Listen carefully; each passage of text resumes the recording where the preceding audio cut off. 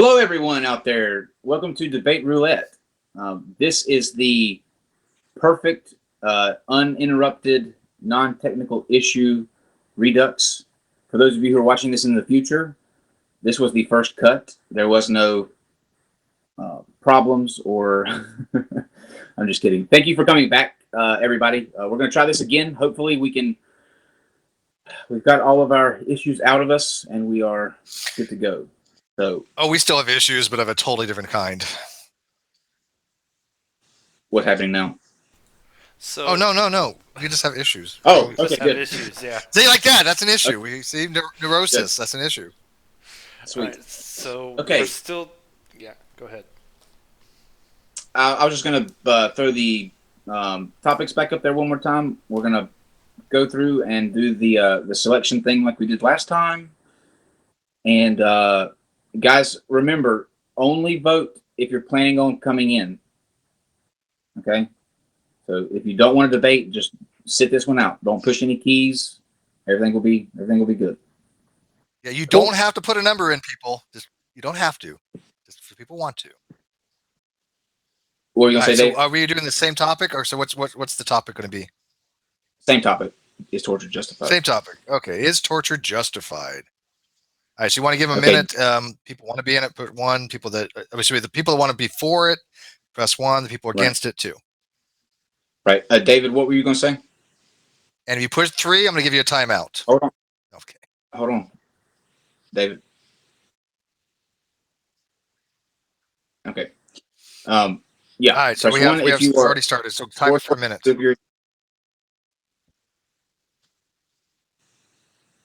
And while they're doing that, I want me to read some more comments because I don't think the last one got out. I would love for you to read. All right. How about this one? This is from Constructive. This was a comment left on one of my videos. Evolution apologists offer branches product leaves as proof of common ancestry. That's what it says, verbatim. Wrong again. Leaves fall off the tree. The mule is not a viable species. It is the end of the line of diversity. They are trying to say the mule and the horse are a different species with common ancestor, but prove there is no evolution on the tree because the mule is a dead end. Wow. Oh, man. Evolution falsified. This guy's brilliant. Hybridization, not a thing, I guess. What? Sounds like a... Yeah, kind of. It's more there. He actually continued. I didn't even know I even got this part. He says, fascinating watching the ignorant yet arrogant, deeply programmed parrot slave minds defending the lie of their elite masters. Great student slave minds parroting lives without a single objective thought. Fascinating. This world is flat, motionless plane of unknown size and shape. No curve, no movement, case closed, fucking vomit parrots, give Polly a cracker.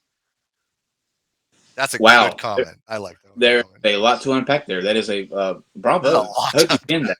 I got to tell you, I was impressed. I'm telling you, I get some great ones. Okay, let's check into our... You got people yet? Real quick. It looks like we have 4 number 2s. Let's roll the 2s first this time. Roll them, beautiful 2s. Get sequence 1 through 4. Come on, let's get our sequence. Looks like number 3 is first, so that would be... Let's see, we got Lord Stredness was 1. Oven Pain was 2. Skylar Fiction was 3. Oh, Skylar Fiction. Oh, this was okay. He was. I don't think it's going to be giving it away. He was bugging me earlier to be on. I said, dude, it's going to be random. You got to take your chances and shit. So, yeah. See, I didn't show favoritism because I love Skylar, but Skylar has to play along with everybody else. So, good to go on that. This is going to be tough. Have to roll our 1s. So we got. Look out, 1s. Yeah, you got to deal with Skylar. You got a killer coming in. No shit. Yeah. Watch all the back out now. They're like, no. Get it. Looks like we got 7 number 1s. So let's see who gets the number 1s. Mr. Intelligent Design. 6. Number 6.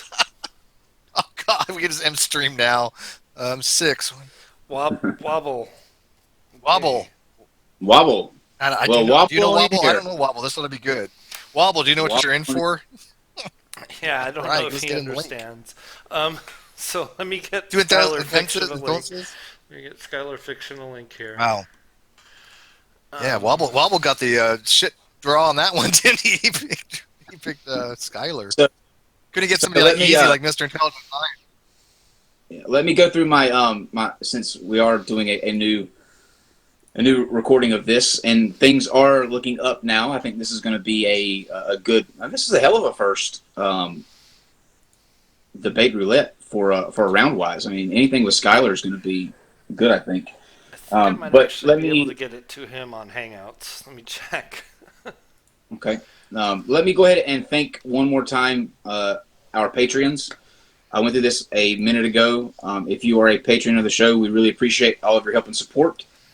We couldn't do it without you guys, not even monetarily, but just for the support, the encouragement, the motivation. It really makes a difference. And I kind of wanted to go through some things that we're going to be doing for you guys coming up. We've got season 2 of the podcast coming out in June.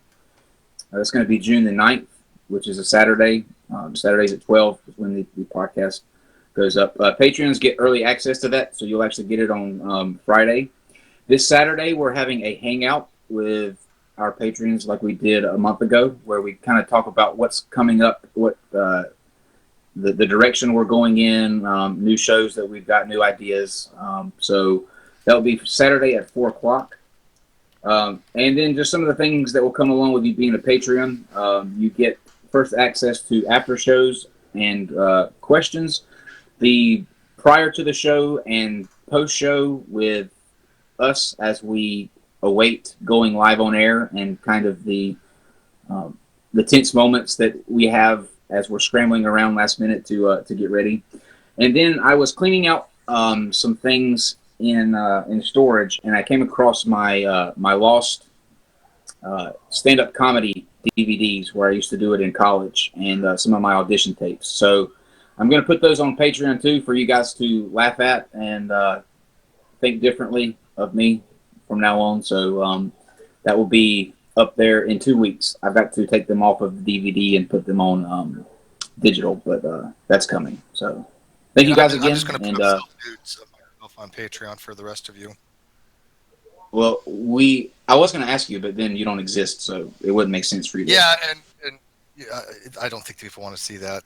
But if they did, hey, talk to them. Where's Wobble? I'm looking for Wobble. Where is Wobble? Wobble found out he's going against Skyler and maybe had change of heart. What's a Come on, Wobble? Wobble. People were asking. Hey, Skylar. Hey, can you guys hear me all right? Yeah. You can. Hey, that worked well. All right. I love it. I love it. First up. I'm very Hey, lucky. I've got to say, I got to say thank you to Skylar for putting me in contact with Reverend Powell that we had Yeah, thanks, Sunday. buddy. Oh, well, you're welcome, guys. You're welcome for that little. You know, he seems like a nice guy, but delicious cake. way misguided. I mean, just Wait- batshit crazy. wait till you say that. misguided, but Wait till you say that, because I saw a comment right before we went live on air, and according to this person in the comments who linked somewhere to YouTube, Matt made a video that was highly edited and said that we ganged up on him on Sunday.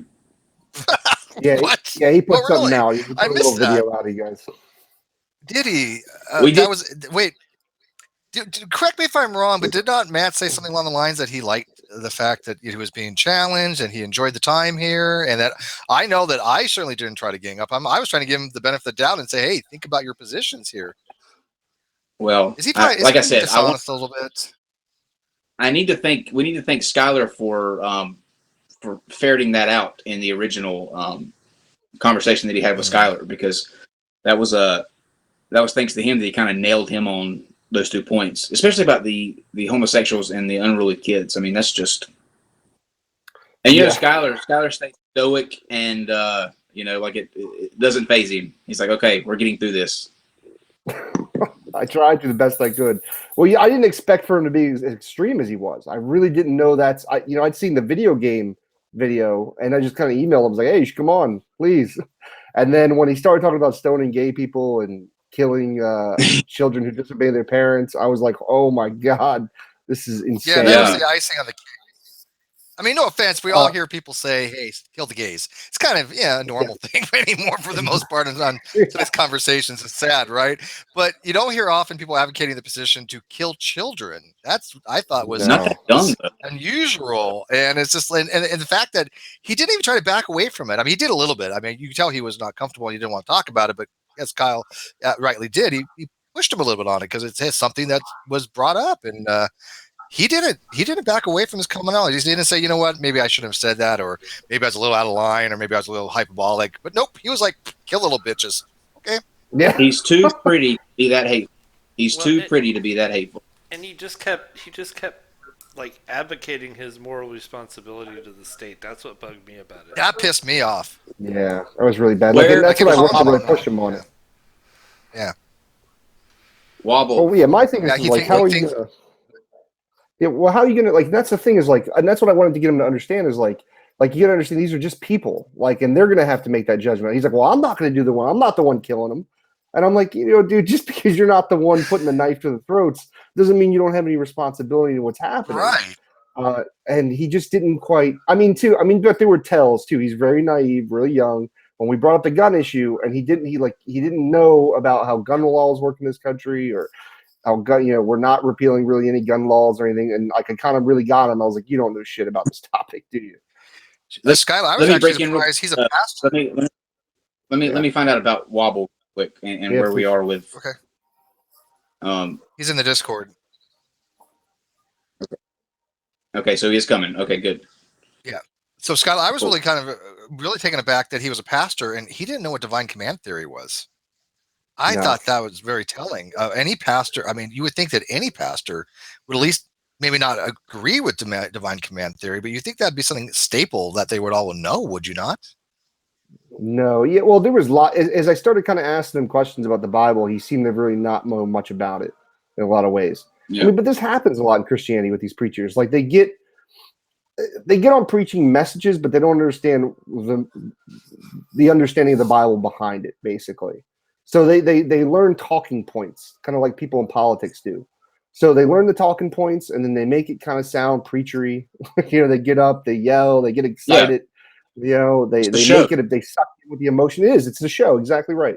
And he's more about that, and he doesn't know when you start pushing him on things. I mean, it was hilarious. I was like, were there megalodons on the ark? And he's like, yeah, sure. Obviously, not knowing what a megalodon was. Okay. They were in the we even went to the scriptures in his biblical thing of choice, the King James Version, and he's like, that's not what it says. Well, let's read it. Oh, guess what? That's what it says. Well, you're not reading that right. Okay. But well, I understand what you're saying, but that's his line. I understand what you're saying. But okay, let me break in one more time and find out Wobble's status.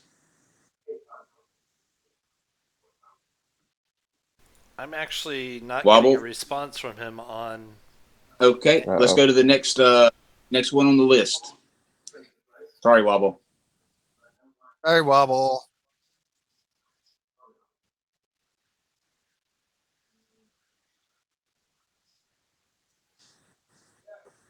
Who's going to be pro torture tonight? Yeah, that's a Team Skeptic. Oh. Congratulations, Skeptic. Hey. Come on down. So you're taking the next You're contestant. taking the anti, right, Skylar? You're against Yeah, I'm taking torture. the anti. Yeah. But what's your basis for your moral justification? You're an atheist. Maybe I won't have any. Maybe I You won't got no use grounding for anything, so He's agnostic. So, and I imagine Team Skeptic. that is true. Skylar does kind of. Yeah, I think Skylar does kind of a self-label as agnostic, doesn't he? He's I agnostic. remember back in the day when he was a deist. That was fun.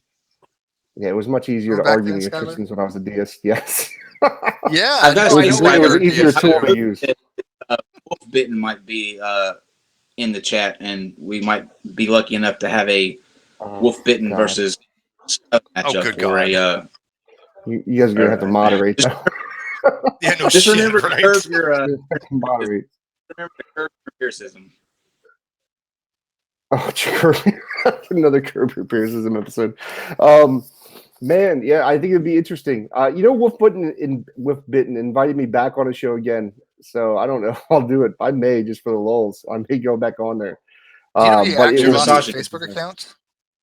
He did what? He actually lost his Facebook account Did he? for TOS violations. Wow. I mean, he's a dishonest person, anyways. I mean, I was literally think? going over the Hebrew scripture with him, and the dude just pretended like we didn't read it together, and went right to the King James version. Kids were listening, though, Skylar. Kids were listening. Oh my! Why do you have to talk like? Well, That he took eggs me down on our when you start video. calling me kids are- Yeah. Yeah. Well, no, he my discussion with him, he actually took down. I had actually saved it, so I uploaded it to my channel, and eventually he put it back on his. But he was embarrassed as hell. He was so bad at having a conversation. He didn't know a damn thing about what he was talking about. Okay. He put an extremely edited version on his channel. Large conversation. Go ahead. Oh, did he edit it? Oh, big surprise. Just I was only checking in 20 on the minutes. video. 20 minutes of an hour and a half. David, do you have a status on the next guy? You should just Okay. tell anybody they can come in and debate me on whatever. How about we just have Scott argue with himself? Here's what we're gonna do. Here's what we're gonna do. I want you to just press 1 now if you are taking the view that torture is justified, and we're going to take the first person that responds. And Team yeah, Skeptic's get still ready asking for a link. He's still trying to get in. He says link. I don't think we're going to have time to do 2 discussions here tonight, but no, that's fine. Like I said, this is just to test the kinks out.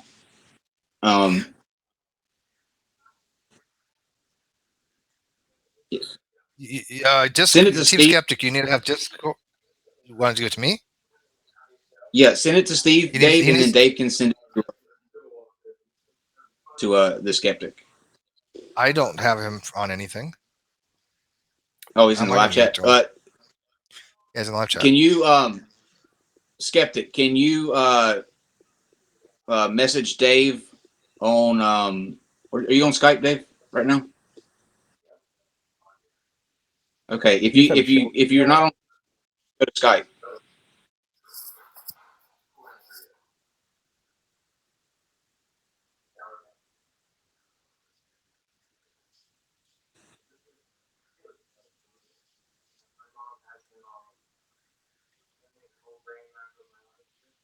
Well, you're trying to get him. Let me read one more comment that I had prepared. This is from King Corey. Much ado about nothing at all. All science is pseudo. That's absolutely nonsensical chatter. You believe in scientific methods applied by self-labeling and accredited individuals with agendas and bias initiated by their benefactors. Pick up the Bible and align reality to the fact that all things ebb and flow from Yahweh. Amen. Amen. We get great comments. I'm telling you, I love these. We really do. I'm going back through right now to see if I can find that. Where was that one from earlier today? I'm going to grab another beer while we're waiting for this dude. I'll be right back. Why don't you grab another beer, man? Mm-hmm. We'll switch. Got a Rebel IPA right now. We'll see what again. Maybe That's a I good will. beer. Maybe I'll switch it up. Yeah. I've gotten into IPAs lately. I used to not be at all, and I don't know. I've grown accustomed to them. And have you tried a double IPA? 13% alcohol double IPA. Oh, dude, it's a lot. That's pretty heavy, dude. I'll tell you what. You either grow hair on your chest, or it'll remove hair from your chest. Either way, it's good. If you like craft beer, you try Stone.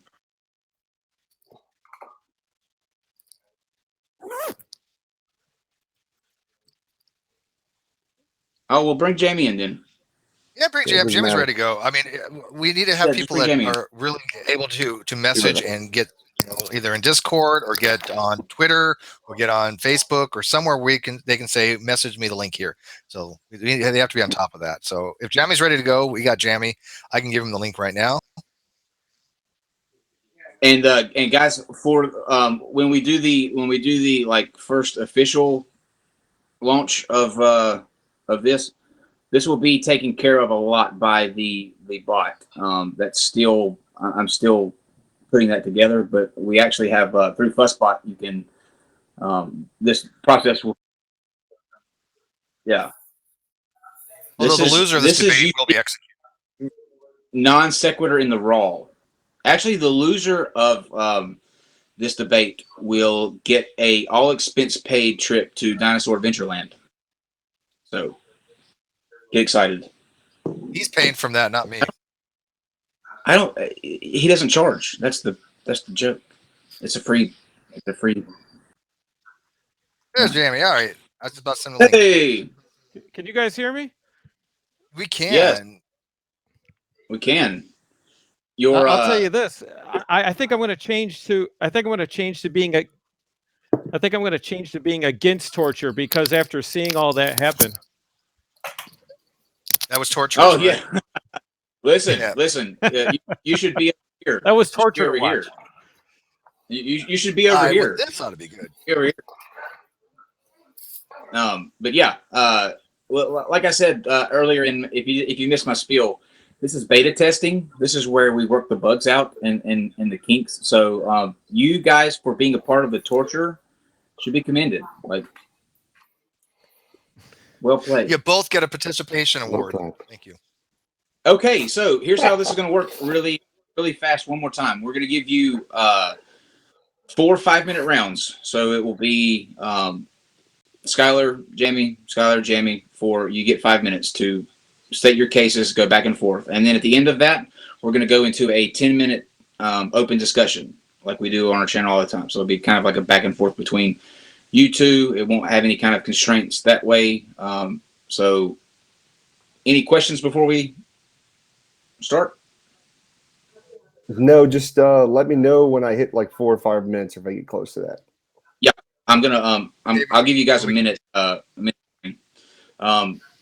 Skylar. Let's begin with you.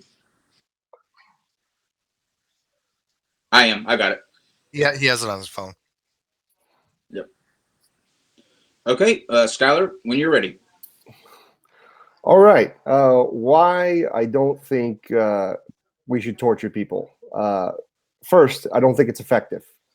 When you torture people, basically, they're going to tell you whatever they think that you want to hear. Because they're going to do anything to stop the torture. Also, when we talk about torture, what are we specifically talking about, right? Like, what kind of torture would we be okay with? So would we be okay with taking blow torches, putting them against people's hands and feet, burning their hands and feet with a blowtorch? Would that be a perfectly okay thing to do under torture?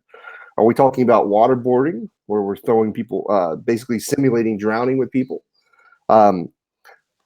There's lots of reasons why I believe torture would be basically an ineffective tool for these kind of things.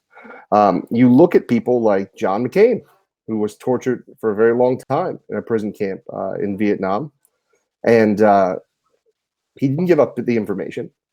And people who have been tortured themselves over and over again tell you that it won't give you positive responses.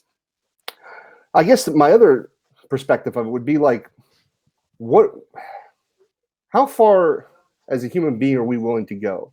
Like, where do we draw the line at humanity and having some type of moral, moral high ground, I guess I would say. And I really start to question when we're forced to a situation where we have to basically, because we have so much fear about a situation, or we're afraid that somebody might do something terrible, or we're so afraid if we don't get this information, X will happen, that we have to resort to literally physically harming a human being at extraordinary levels. And I don't feel that that's, first of all, necessary. Second, I don't understand why a human being would even want to do that. Right now, oftentimes we hear like the classic example of like, what if somebody knew there was where a nuclear bomb was and it was in the middle of a city, and we could torture that person and we could get the information. Well, there's a lot of variables that we don't have information on in those kind of circumstances. We don't really know all that info most of the time, especially when you're dealing with our military torturing and things along that line. Man, I don't really know if I have 4 or 5 minutes worth of this to go with, but what I would say is just my main points would be: 1, it's not effective. 2, our humanity, like where do you draw the line? How do we define torture? 3, what are we willing to do as human beings? Why, like, what is a human being are we willing to sacrifice in order to save people, or for whatever reason? Because there's all kinds of lines that actually become, where do we use torture? Like, is it just to save lives? Is it now to, now if we need to get other kinds of information, like that may not be as important as saving a life, maybe it's, what makes it, maybe it's okay now to torture people who buy drugs in order to get their drug dealers. Where does the ethical line, where is it drawn? So I think when you look at a couple of those things like that, I think you overall see from the people who have been tortured that said it wasn't effective, when you see the results of torture aren't effective, when you question our own morality and humanity and what we want to be recognized as human beings. And I usually think about this on a country level. As a country, because usually it's our government who would be the ones doing the torture, some type of political official. Like, is that the kind of country I want to live in, that we're in a place where people can torture people? And then where does it go from there? The levels of torture, can we cut off fingers? Can we cut off toes? How horrendous can we actually be before it's too much, basically? I think that's good. I'll leave it right there. Right at 4:05. Okay, Jamie, when you're ready. Okay, yeah. Well, having to follow that, it makes me feel like I'm a real jerk, even trying to defend the position, because those are great arguments. I wanted to approach this not from the point of view of torture is justified, but that torture can be justified. So not from a all-encompassing perspective, but more from, is it possible to have it as a tool in a toolbox, or should we just remove it from the toolbox completely?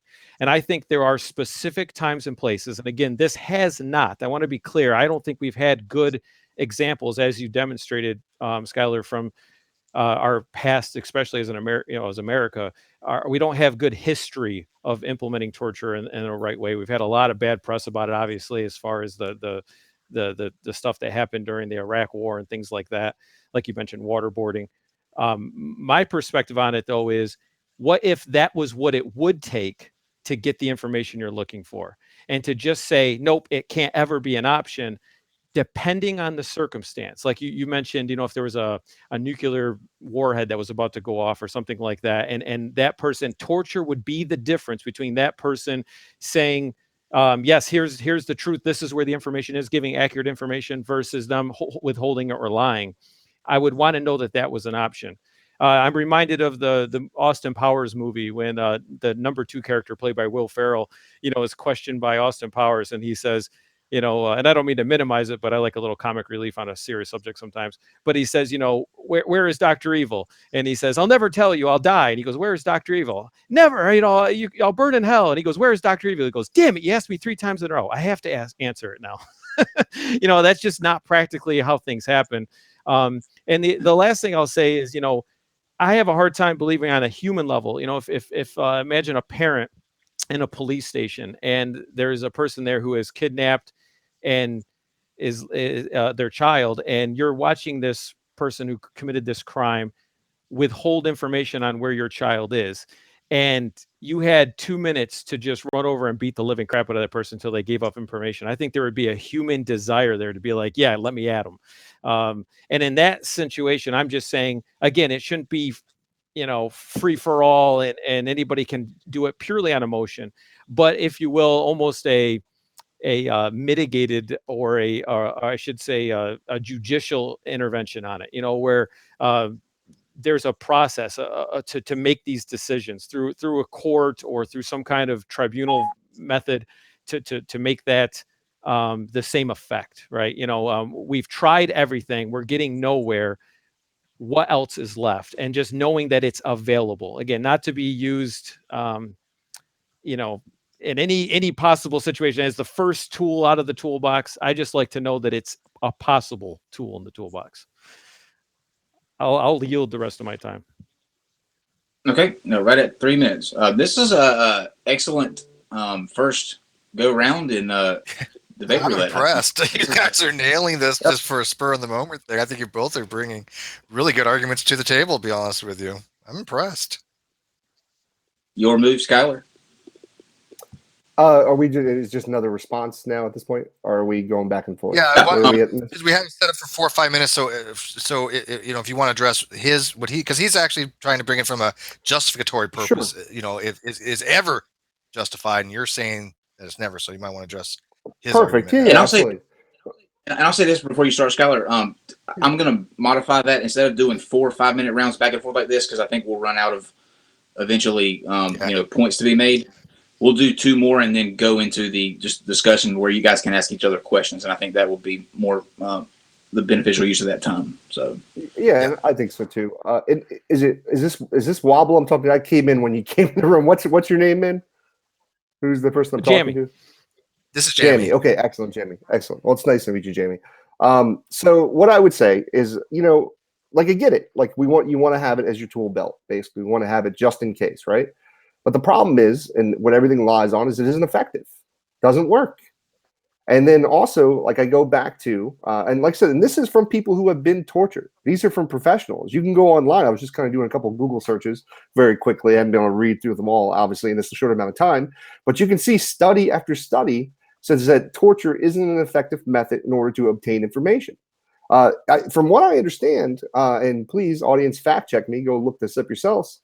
When we're actually kinder to people, when we actually do the opposite, when we actually treat people with humanity and humility, and try to work things in a different manner, it tends to be more effective at actually getting information, swaying people over to your side.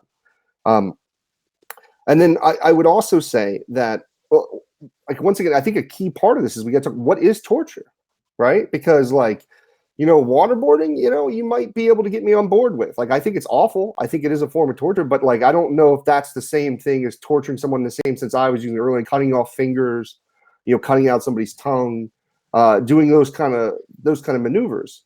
And once again, it really just comes back to,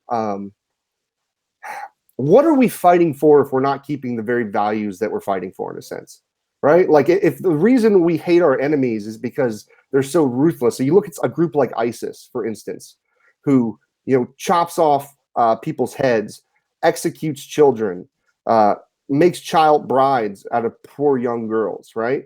Like the reason we hate them is because of these awful values that they have. And besides the fact that now this gives them fodder, this gives them a reason to, in their some point, not in my opinion, justification, but basically they feel justified because now they can point to things. Look at Abu Ghraib, which wasn't even necessarily torture. This was just taking photos and humiliating these people in this prison, and taking pictures of them naked and things along that line. Now that may have been some kind of mental torture to them. And look what happened in Iraq. Like we had literally all these bombings happen, all these, we had uprisings and things going on, not purely because of that, but it did have, like, over the next week or two after that situation, there were some very extreme moments that happened. A lot of people died because of that. So I would say that, like, let's be above these kind of techniques. Let's find other methods that are more effective, and leave the torture to barbarians probably where it belongs. I yield. okay, Jamie. Well, first, because that sounded wonderful. I will say that, Kyle, I put up a poster in your honor. I'm paying honor to you here. I decided to follow suit. Excellent. What But does it say? the building should be called built. I went with. I like it. One of the things I didn't touch on, Scholar, when you were talking about is the level of torture. You were talking about, do we cut off fingers? Do we cut off toes? Do we use a blowtorch? I mean, just hearing you say those things, I realized quickly that maybe I'm looking at this more philosophically than in practical terms. I started thinking about, man, torture is a very broad subject. It could cover a lot of things. Um, I'm not sure that I exactly agree with you on the effectiveness. You said time and time again, you said it in an absolute sense, like it's never effective, and I'd have to disagree with that. We did gain a lot of good intelligence during the Iraq war, well, the Afghanistan war, when they were trying to find the whereabouts of Osama bin Laden and things like that through some of these waterboarding techniques. It wasn't 100% effective by any means, but like I said, it would just be a situation where, what about the one where torture alone is good enough to get them to divulge necessary information? I would hope that the torture we would pick wouldn't have permanent results. Like I said, it's not like I'm a fan of waterboarding. I'm just saying that the difference would be that it's not a physical permanent result. You cut off a finger, you're gonna have a hard time getting that back. You put a blowtorch to somebody, hard time getting that back. So there's things where it's like, what if we're wrong? What if we try the torture and it doesn't work? I think there definitely needs to be some limitations. But this is a difficult position for me to have. I hope you can appreciate it. Obviously, I don't want to come across as some sadist. Like I think that torturing human beings is a good thing. I'm just saying that, like your point is how, while your argument was we shouldn't be barbaric, sometimes a barbarian only speaks the language of barbarian. Barbarism language, I guess. Yeah, you know what I mean. So it's one of those things where yes, there is definite evidence of the bully in the classroom that with just some love and affection stops bullying. But there's also the evidence where the bully in the classroom doesn't stop bullying until a bigger bully shows up and pummels the crap out of them. And that's all my point is while we are humans, we are also animals, and sometimes we have to speak that language. And again, my point is that it can be justified under the times that it's necessary. Unfortunately, for my position, you wouldn't notice that justification until it's too late. Jamie came back swinging on that one. Yeah, and I love the fact you noticed the difference between a philosophical justification and something actually real world consequences. That's a fine distinction to make there. Okay, last background, and then we'll go into the discussion. Yeah. And listen, I get it. Don't get me wrong. Like I understand what you're trying to argue. I'm not trying to paint you as this murdering like guy who loves torture or anything like that. And I think unfortunately, like with this kind of style of debate, if you had the time to go do some of your research and I'd had the time to go do some of my research, we would be able to have better data and statistics with it. But just to give you a couple little things real quick that I just did while you were speaking, doing a little search. I mean, I have articles from USA Today, from our Senate committee, when they did an investigation on this, saying that basically exactly what I said earlier. Later, he acknowledged, simply told investigators what they thought they wanted to hear. Because when you torture people, all they want to do is have the torture stop. And a lot of times they may not even have the information. So let me talk about a broader point, right? Because I think we can go back and forth about whether torture works or not statistically. I think the statistics are on my side, but we haven't both had time to research that data. But let me say this. Let's use your argument. Let's say that every once in a while it works. Great. So let's say 110 times it works. So now we torture 9 people for no apparent reason. If it's going to be ineffective, if it's only going to work one time, right? And then we take the chance of also torturing people that don't have any information, right? So what if you have someone who's torturing somebody? They believe they're, I don't know what you call them, the torturee, whatever the term would be, the captor. They believe that this person is information. Like they're going to keep pushing and pushing harder, whether they know the guy has information or not, which results in further torture and torment to a human being that could be completely innocent. And we all know within like our system, in a way, at least, things that happened during the Iraq War, that there were definitely people captured and put in situations that weren't necessarily guilty of something, right? And it's hard during wartime. I mean, you're talking about our soldiers and our military who basically, especially in those times when a lot of this kind of stuff was really going on, the debate really happened, it was during the Iraq War, that were put in stressful situations that they weren't trained for, right? They were put in the country of Iraq to police it. and they weren't police. Like the goal of the military before was to go in, kick some ass, take the fucking territory, and kill as many people as possible, win the fucking war, right? Now it was like, hey, we're going to disband the police. We're going to disband the military. The people who understand the infrastructure, what's going on, understand the culture, understand the groups that are going on. And now we're going to leave it up to American officials to go in and figure out who we're going to torture, how we're going to torture, and how we're going to get the information. And I think overall it's hugely problematic on a bigger scale, especially if we're talking maybe, and I don't even necessarily grant it's that low, 1 in 10. I would say it's probably 1 in 30 or something like that, if possible. So I think that like you have to weigh it out, right? Like I get it. Like I said, like yeah, if my child was in a situation where I'm not saying I would always do the ethically right thing, okay? Like if I knew that, like if I thought somebody had the information, like say there were 2 people involved and I had one of the group in front of me, like I might hurt them, right, in order to save my child. But we're talking about a bigger picture here and what we should be ethically doing, I guess more of as a society. I mean, that may be a little above the scope of what we're talking about here. But I think when we're talking about small numbers of being effective, I don't think it's worth it. I think we give up far more. We embolden terrorists. We embolden.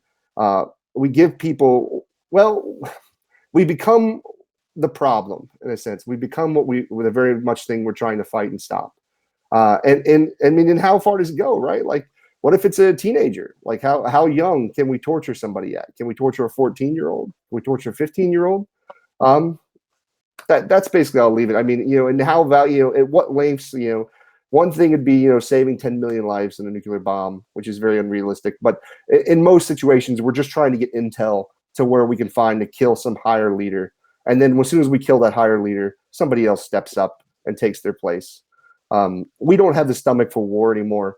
Well, one party doesn't, but party maybe does. Anyways, I'm fucking rambling. That's it. That's good. All right, sweet. Jamie, last round, and then we'll open it for questions to you two guys. Yeah. Well, I might kill the question and answer portion here. I'm going to filibuster a little bit. Just listening to you explain all that, Skylar, the first thing that came to my mind is we live in an extremely complicated world. I mean, it is very gray. There are way too many variables to these equations. And I think it's a little, I'm going to use the word immature for us to believe that we know it all and we can figure it out with very clear cut black and white procedures and answers. And to that point, one of the things I think one of the things this show is missing is there's never seems to be what's what I'm looking for? One side conceding to the other. I guess it's not a word, it's a phrase. But I would have to say, after listening to your arguments, that I might change my position on this. I think the variables are just too great to just make it simple and say, well, make sure we have 3 or 4 procedures for torturing over there in case we need them for the billions of things that we might come upon. All the circumstances, all the levels of education, all the levels of experience. Like you said, you're changing politicians, yet they're writing policy. Some people are in a career in the military, some aren't. Who's the executor? Who's not? All those things. And then the fact that you are dealing with human beings, like I said earlier, that have, whether they live in a country that allows them to exercise those human rights or not, the reality is they have human rights. So I would say that you made some great points, and like I said, I was just covering the innate nature of a human being. That's, like you said, that's my kid in there. I'm going to do whatever it takes to get the kid out, kind of feeling. But I think ultimately our brains have to succeed, and we have to think with intelligence. And I would have to say that you're correct. I would have to concede tonight. Wow. Okay. Very Okay. interesting. This first round win. Well, this is, but that's an honest. You know what? I appreciate that, because and I'm not even saying like I'm 100% correct or anything. Like I'm not coming and gloating or anything like that. But it's rare that you actually have someone listen to some ideas, have a discussion between the two people, and take something away from it, right? And I think he made some good points. Like there's nothing, like he had valuable things to say. So I just want to say I think it would have been a different discussion. Both you guys did really. I think it would have been a different discussion had it been worded a little bit differently. I think Jamie probably would have actually come out ahead had it been worded something along the lines of, look, these are one-off situations. These are hypothetical situations where clearly they're not the norm, right? And as you said, there's different levels of interrogation techniques and torture. So you have to really kind of differentiate what do you mean by what level of torture. However, if the question is in a one-off situation where it comes down to enhanced interrogation techniques or torture of a specific person, knowing that person has knowledge and with the probability that person's knowledge can be obtained through torture to save the lives of many, then I think it'd be morally justifiable. But those are a lot of ifs and conditions that are added upon that, right? I mean, if the condition is that you are more likely to get reliable intel, then there could be a case for made that the morality aspect is to actually worry more about the lives of the people rather than the terrorist. So I think how the question's phrased makes a huge difference. But I got to tell you, I'm impressed that both of you guys came in here on such a cold subject and just blew it out of the freaking water. I'm impressed. You set the bar way too high for, I think, we might not be able to do this again. Afterwards, you both had very coherent, very intelligent arguments, and you even learned from each other towards the end. We've been having discussions for 5 months, and that's never, ever even come close to happen on any one of our shows.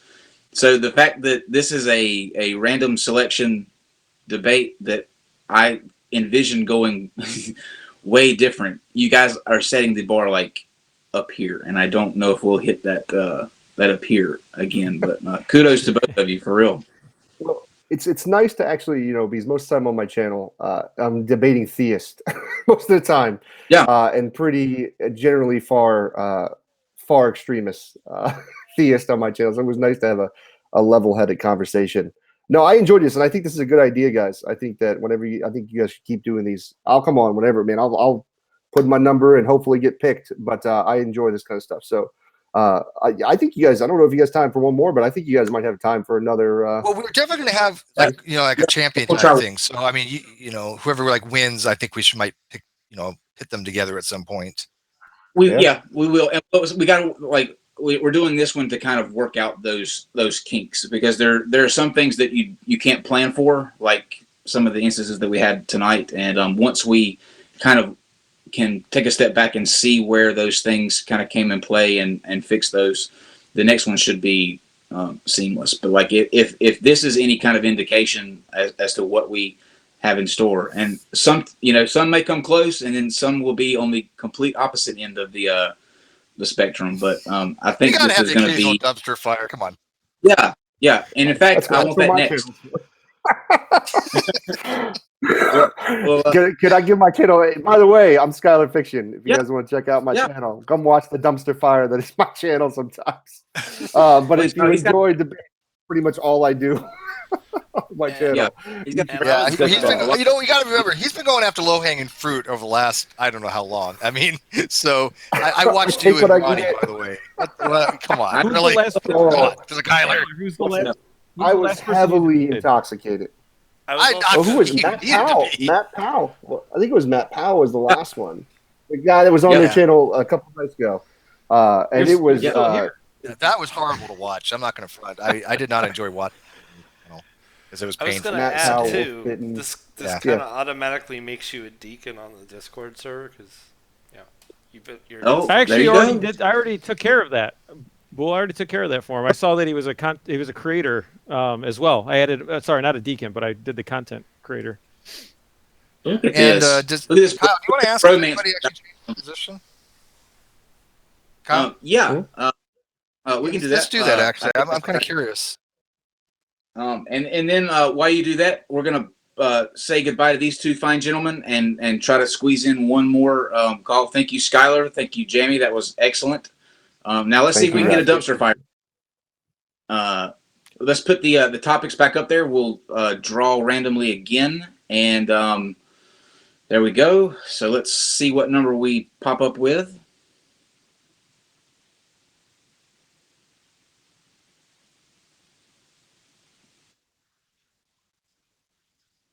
Team Skeptic messaged me, but Well, he says he did, but I got one message, but it's somebody's real name. Obviously, I'm not going to give the real name out, but I don't know if that's them or not. Let's go back. Oh.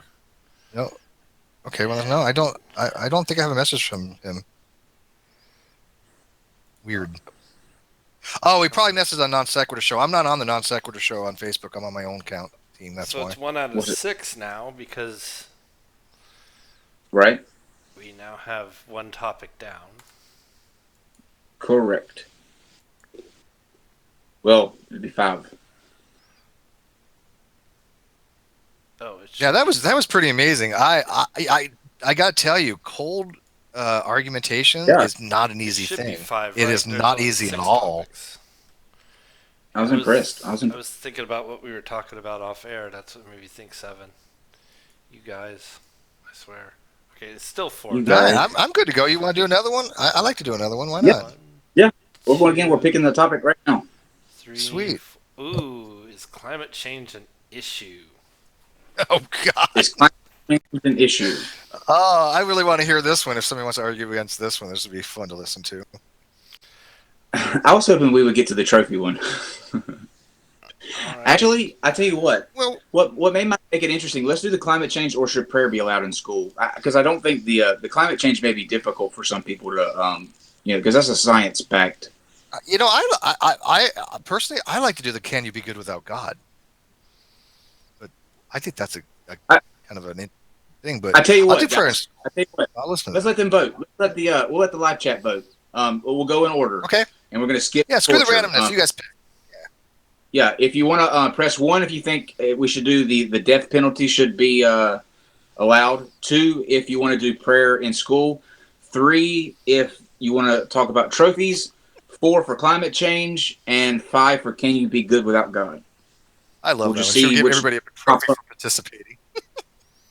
We're talking about that right now. I thought that would be I love I thought that. that'd Actually, I don't know why that would be entertaining. because you know Push the numbers. Everybody- Don't I type like the to hear words. somebody's Push argument the for it. I numbers. really It's would. much easier to pick numbers out than look at words. yeah, just push the corresponding number, skipping the torture one, and we're just gonna see with Steve and Dave's gonna look and see which So one they far, see it's the most. mostly Of. climate change. Okay. Climate change and participation award. Those are the most common. Okay. And the voting will continue for a full minute. It's gonna be close. It is literally between climate change and well, I don't know. I see some 5s too. Can be good without God. So And guys, if you want to, under our Discord, there is a thing called Idea Stream. There's a channel called Idea Stream. You can go there, following the show, and leave what you would like to see the topics for the next debate roulette to be. We'll try to incorporate the ones that we kind of think will fit for everybody. So if you have an idea, leave it there. it's going to be How between is- climate change and good without God. It looks like. Okay.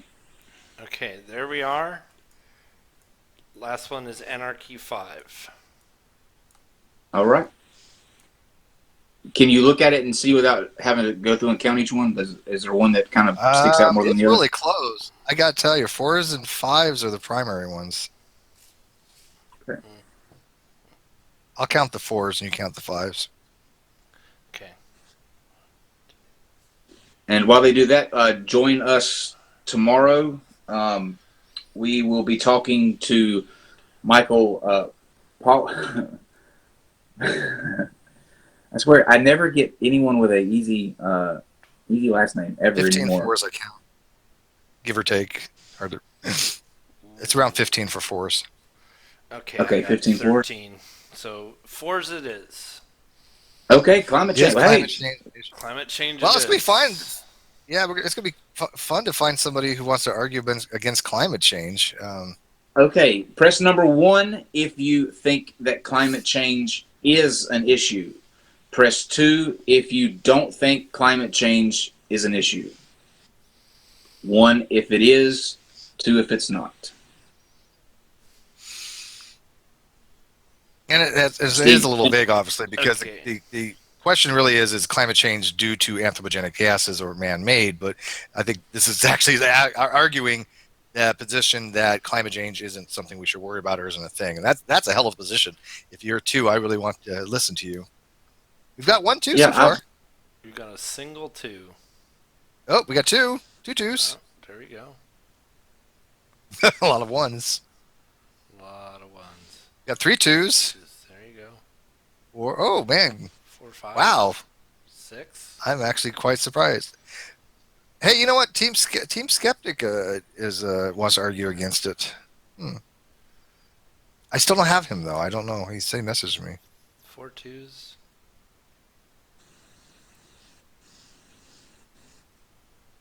And that should be closing to the. There he is. Now I got it. You got Okay. 10 seconds left. Get him in. Get him in. Another 2. There you go. All right. Okay. So Let's sequence. there are a lot more 2s than I expected. Wow. So Godless How many? Engineer was the last one. I haven't counted, but there's quite a few. He voted that it's not an issue, right? Who got? Godless Engineer? No. Okay. No. He's very much thinks it's an issue, I guarantee it. I'm kidding. So let's do the ones first. We got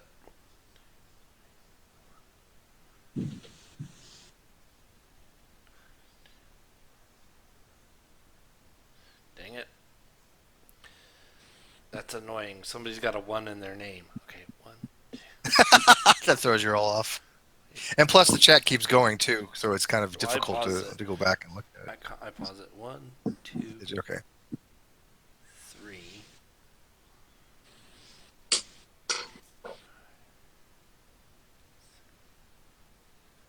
Boy, Potholer was in the live feed. That would have been awesome.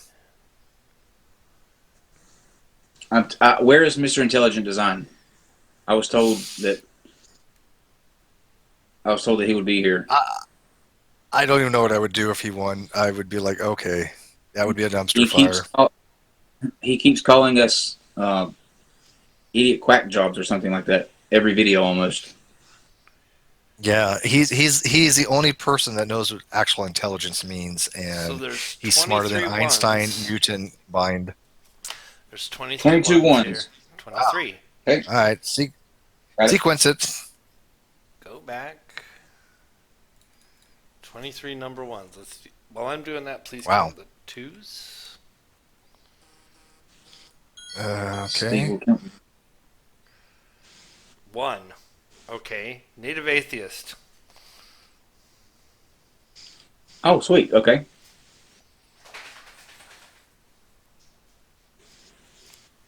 Okay. I can recognize some of these people by Go here. the names that they use to comment on some of the videos with.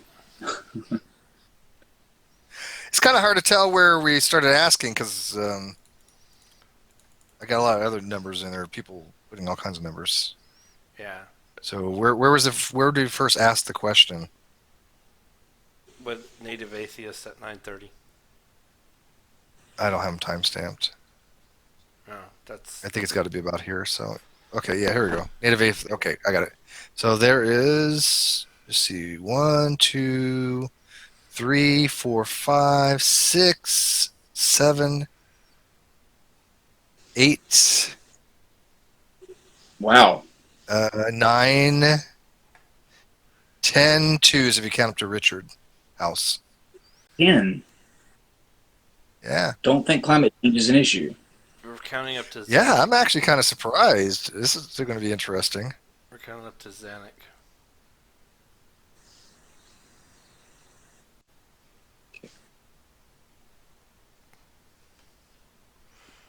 Okay, so what was our? So we had 10 2s. Yeah, I think it was 10. Right. So, and starting with in Sandring was the first one, right? So number 8. So let's take Number 8.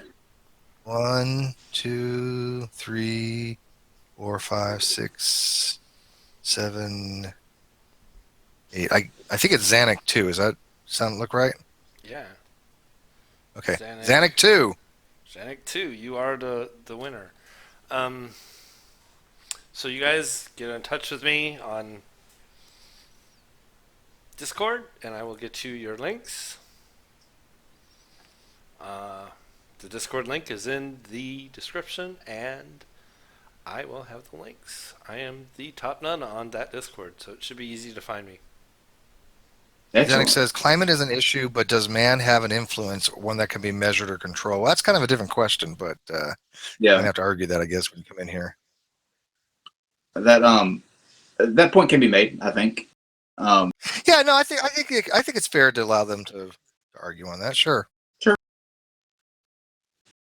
I mean, the real big thing on climate change is that anthropogenic or not. But I would like to find somebody who thinks there's no climate change whatsoever. Unless you're Republican. Fair enough.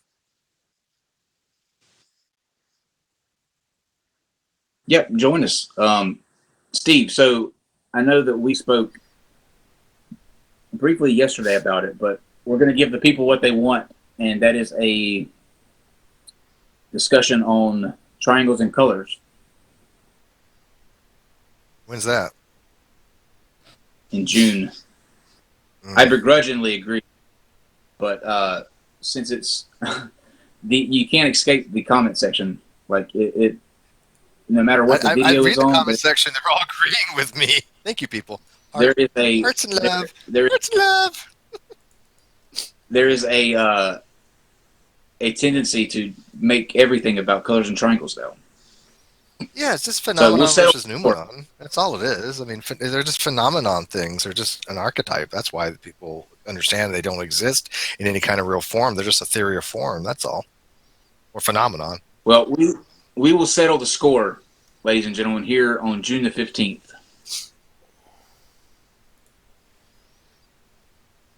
I think Service might want to get in on that too. Oh, that'd be awesome. Skirts, he would be on my side, right? Yeah. I think so. Yeah. On the colors, I know. Yeah, I think Yeah, most people are generally color realist if they think about it. But I mean, Color like I said, realist? unless somebody really wants to argue, no, irrealist, color irrealist. But if somebody actually wants to argue that forms actually look at the exist state- and there are as triangles, I at would the be interested in listening to that as well.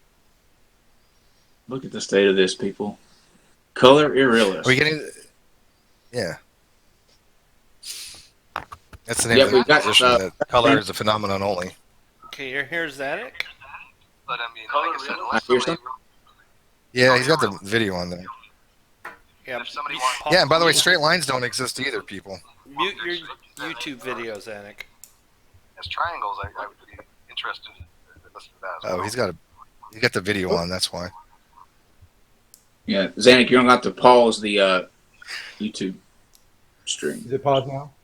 Yeah, it's fine. Yep. Yeah, you know what's funny? Okay. You don't even have to like pause anything weird about lines. Lines don't exist because we have non-Euclidean space. And since we're in non-Euclidean space, there's no such thing as a line, only a representation of a line, right? That's just basic geometry. We could argue that, but anyway. Yeah. So we need. I'm to gonna get- we need I'm get gonna the triple next down and person say in that here. the lines do exist. Not in our universe.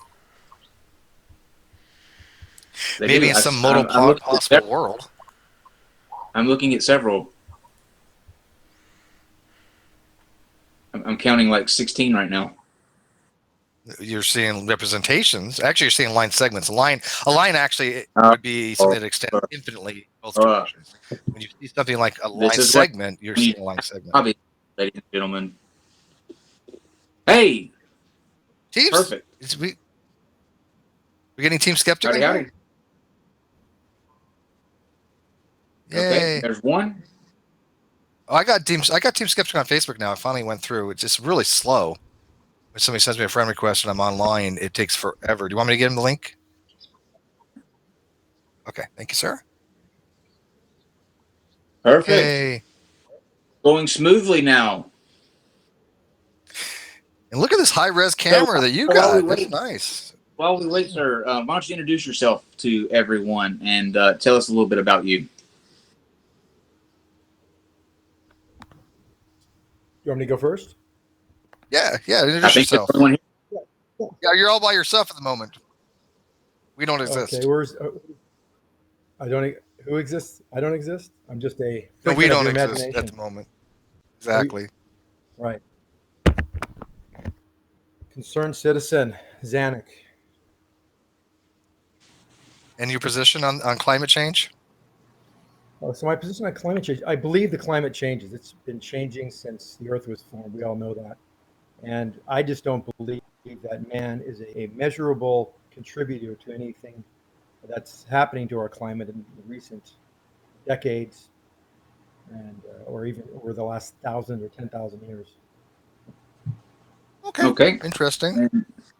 And forgive me, Team Skeptic. Team Skeptic. Yeah. He's Now, what Okay, cool. position am I supposed to be arguing for? I thought I was arguing against global warming, but that's well, you'd be I can- arguing. That's You mean fine. I can arguing argue for against both global of them. warming doesn't happen, or that it does happen, but it's not caused by human gases and man-made, not Yes, anthropogenic that gases. it's not. I'm arguing against global warming being caused by humans.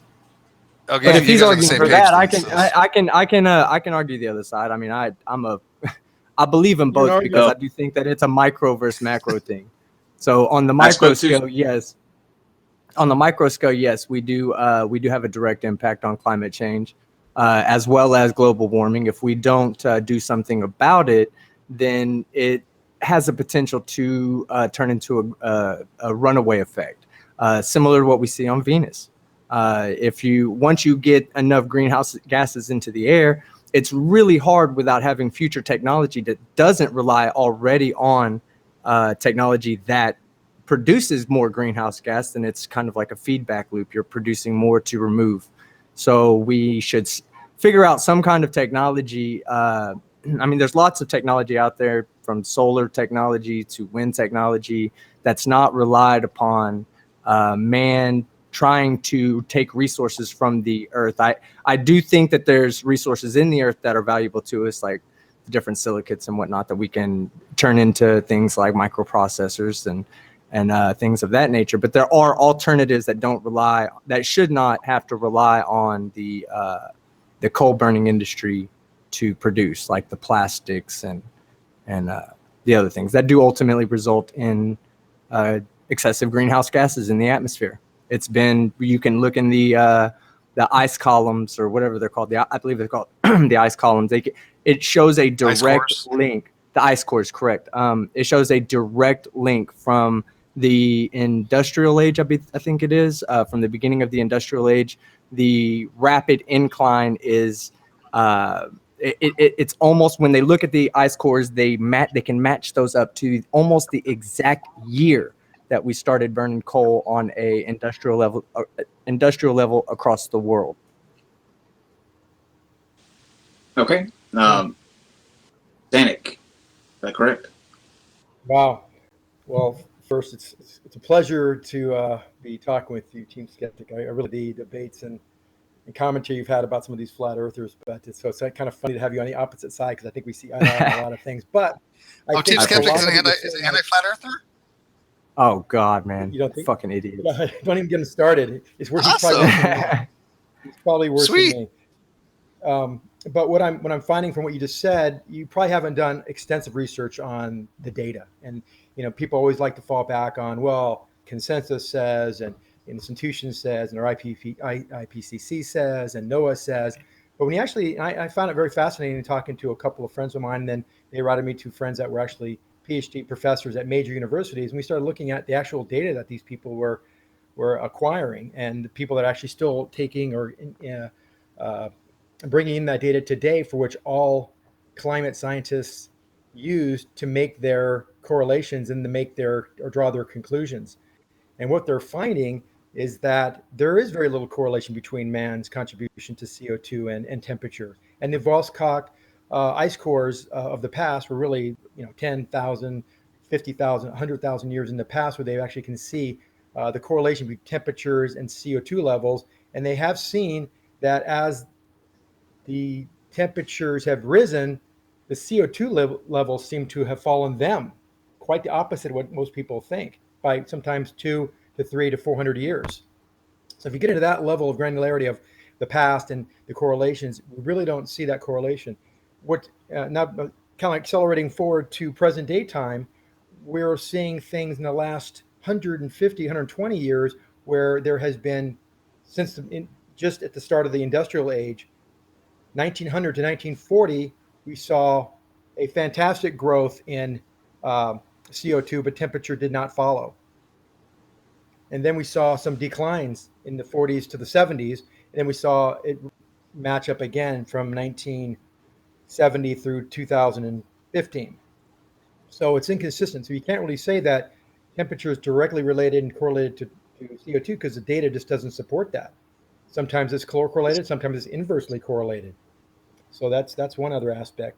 And then there's, well, let me stop there because that's kind of the primary point of where I think when we start trying to control CO2 and how little of it there is in the atmosphere, and that's not a Strawman argument. The fact is there's 300 parts per million pre-industrial age. Now there's 400 parts per million pre-industrial age. The IPCC tells us that, and their benchmark is if we double CO2, the temperature should rise 2 or 3 degrees. We're already 70% of the way there since 1940s. The industrial age kind of began where we really started dumping CO2 into the atmosphere. Things started changing from 300 parts per million to where it is today at 400 parts per million. When that happened, we only seen a 0.6 to 7 degree change in temperature. So they expected via the models that they're so keen on looking at, and they've only seen a fraction of that today, and we're already 70% of that benchmark target. And a lot of the people that are getting these data and they're making the data sets just don't agree as well. And they can go on and on about why this is true and how people are overreacting because they like getting out of this bandwagon. They want to do good for the earth, and they use that as an excuse or actually as their motivation or their the weight of what they're saying to get people also motivated to pin it on man and say, look, we got to stop dumping CO2 because that's the problem and that's the right thing to do. And if you don't believe in that, then you don't believe in doing good for the earth and for the planet and for humanity. And I think that's just not really the right way to go about the argument. They need to look at PDOs and other things as well. The cloud feedback on the. You get your time perfectly right there. I gotta say, I'm impressed again, Steve, at the the arguments. No question. Wow. Okay. Team Skeptic, you're up. Yeah, I would like to first say yes. I agree with you that a lot of the data points aren't very complete because we're working with such a limited amount of data points.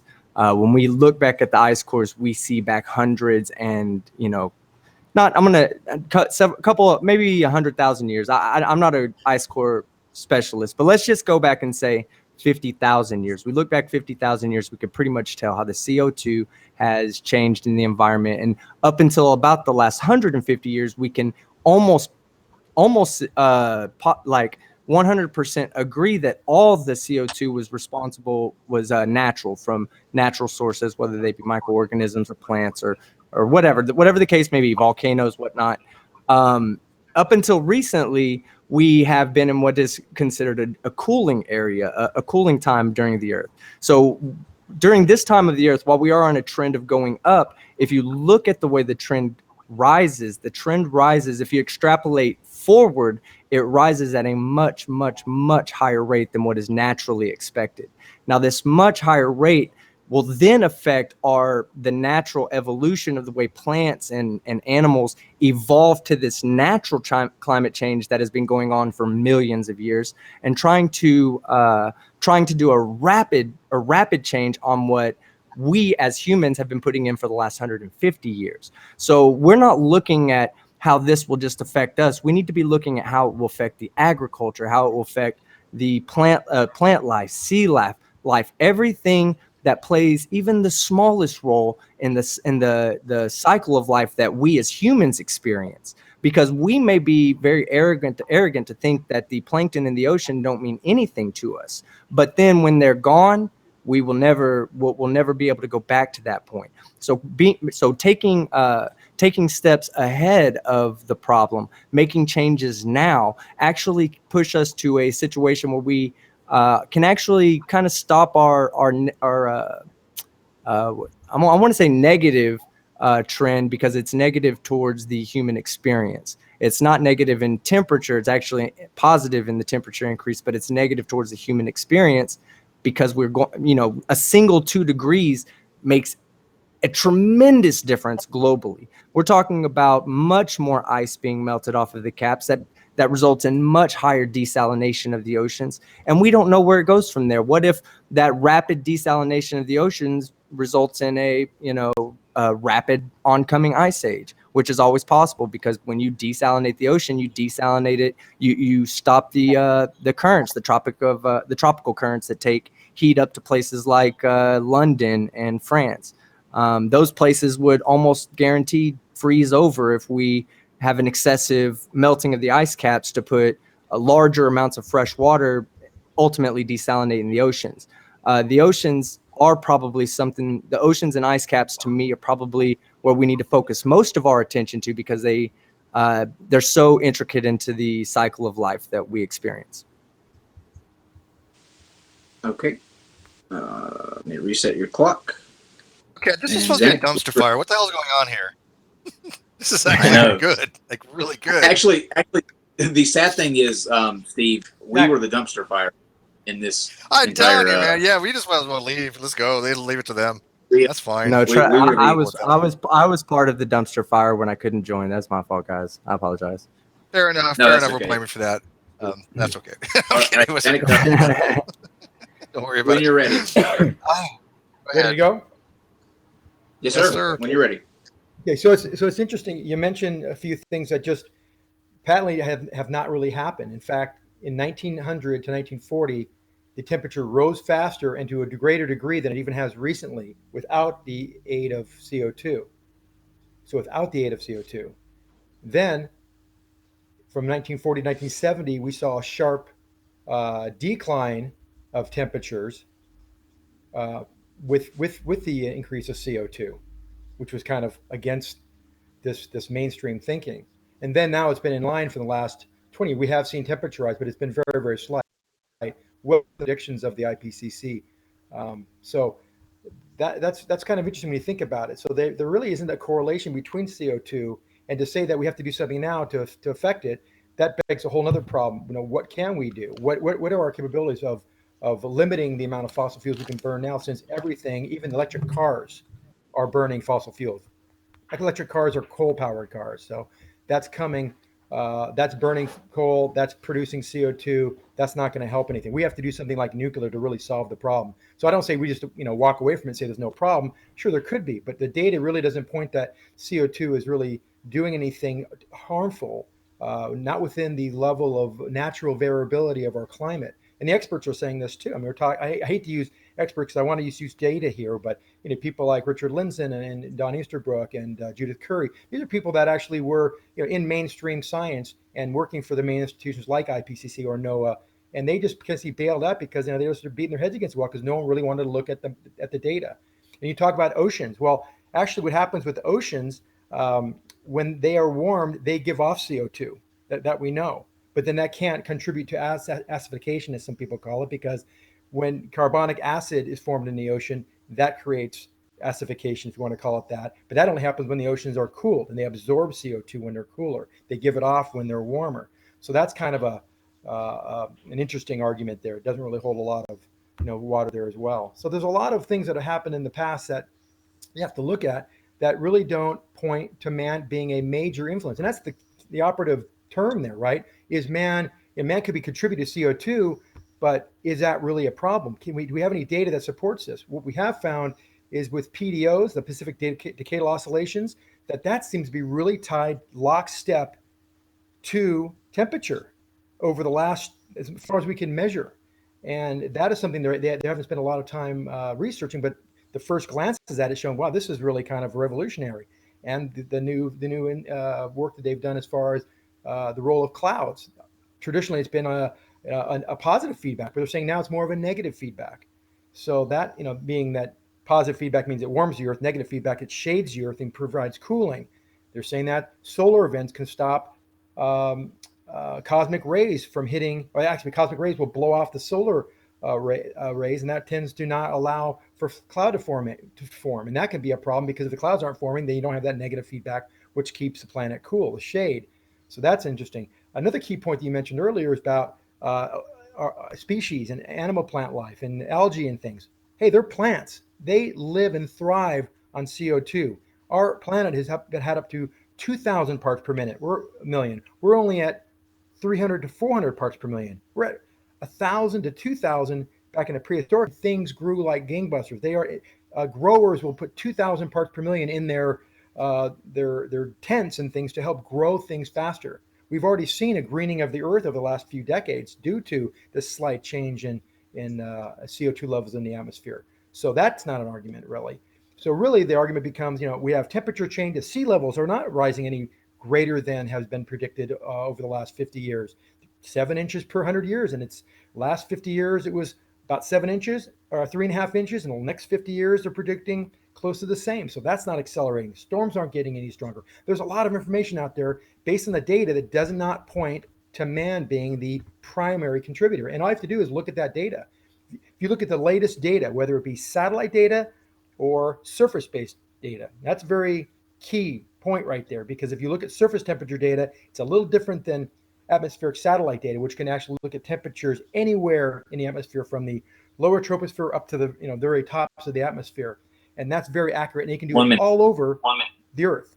If you can do it all over the Earth, that means you're not only getting these little temperature data inputs from just land-based thermometers, you're getting all over the oceans, which cover 3/4 of the Earth.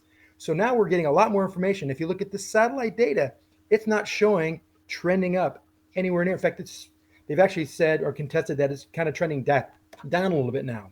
As everyone knows, we're coming out of an ice age. So things should be going up a little bit, but we're thinking we might be rolling back into another ice age. Maybe we're actually avoiding that. They're also saying that our introduction of CO2 could have maybe saved the planet. Yes, could have saved the planet. Back in the early and ancient times, when CO2 was only 185 per million, that was at just like 10 or 15% below the point where everything dies. We were heading in a direction that could have maybe man's introduction of CO2 could have helped the planet at this point. So there's a lot of ifs, and it's not settled by any stretch. Just talk to the scientists, look at the data. It's not settled, and it's definitely arguable. I tend to be biased because I've been studying it for 3 or 4 years, but I'm not a PhD scientist. Those that are saying that it might not be due to man. We might not be as major of a contributor to this problem as everyone thinks we are. Okay. Perfect timing. All right. Last. Anybody getting an echo? I'm good here. Yeah, I hear the echo, but not sure where it's from. Well, mine was on mute the whole time. So. Okay, so go ahead. I think the echo's gone. Last round, and then we'll go to the discussion. Okay, so as you said for yourself, you're not a PhD person, and I happen to have a PhD in killing flat Earth idiots. So it's not going to, they don't argue very much about global warming. So I'm just going to go off of what I know. And if I make mistakes, please forgive. Okay, so the number one thing that like I said before, the number one thing we need to be worried about is the ocean temperatures and the ice. Those two things are actually what can really push forward major climate change. When we talk about the climate change, we don't necessarily have to just continue to think as if our climate's always going to go up if we have rapid climate change that results in the Earth trying to basically protect itself, which, there are mechanisms just like in the human body that the Earth has to protect itself over, natural climate changes and everything, so that it always kind of forms like a sine wave where it gets a little hotter, gets a little colder, gets a little hotter, gets a little colder. But we always are at a somewhat average temperature.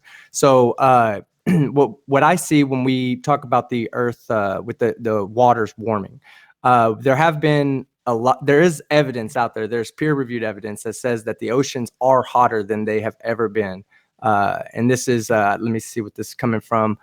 I believe this is it was called from a source called Taking the Pulse of the Planet.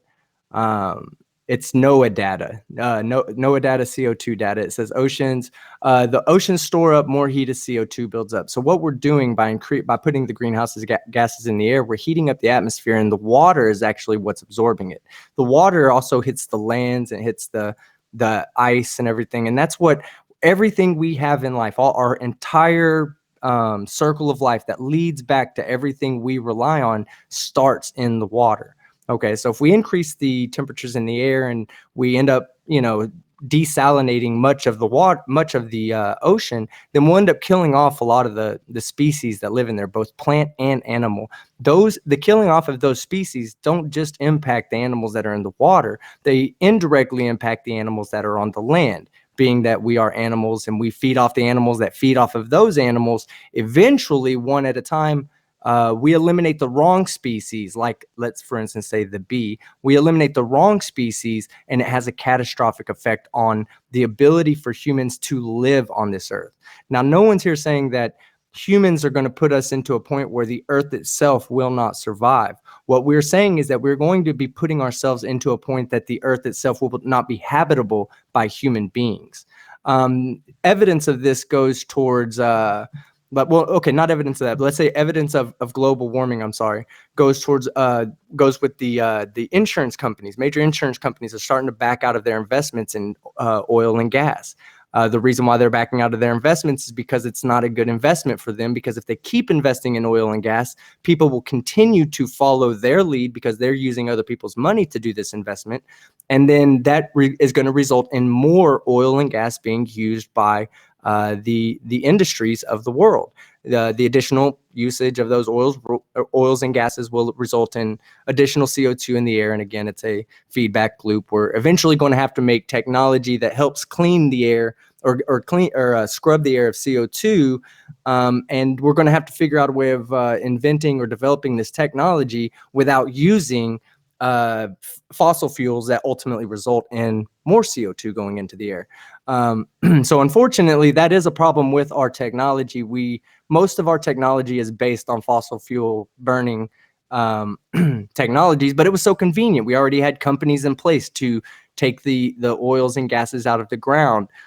We have major companies that already invested in these people. So the fact that we continue to use them is kind of a consequence of our need, our necessity to live off of the technology that burns fossil fuels, like driving cars and whatnot. So with the insurance companies backing out of these investments and telling companies that if you are an oil and gas company, we will no longer be able to insure you. What they're trying to do is they're trying to reduce the amount of natural disasters that are, directly or indirectly caused by climate change, like the hurricane season we just had here in the southern United States.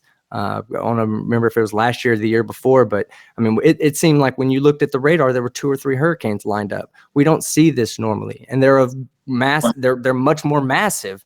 So, the insurance companies know that if they have to insure the houses that are being destroyed by the weather that they're the weather that they're promoting with their investments and their insurance coverages, it's ultimately going to cost them money. So they're backing out. That right there, if it was still a positive venture for them to continue to push into the oil and gas, they would continue to do it. But even they know that it's directly being caused by their usage of fossil fuels.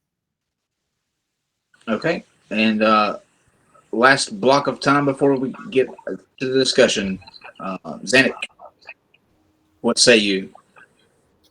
It'd be great if I could share the screen with a quick slide. Can I do that? It's worth doing it or not? Dave, is that possible?